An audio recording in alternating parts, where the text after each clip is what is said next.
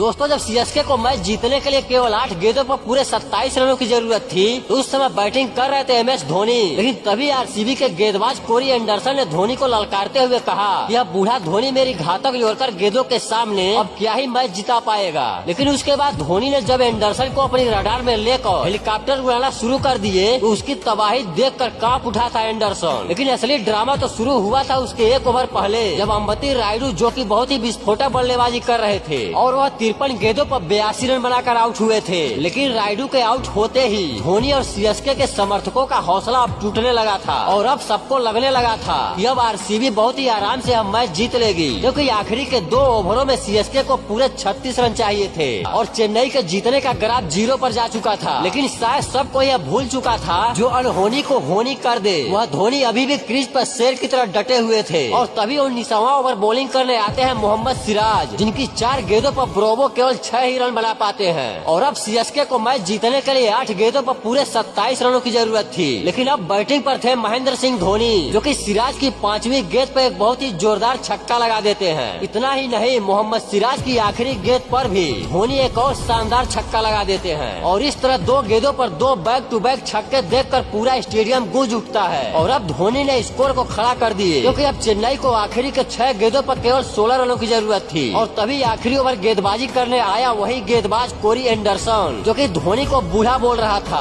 लेकिन उस समय बैटिंग पर थे ब्रावो।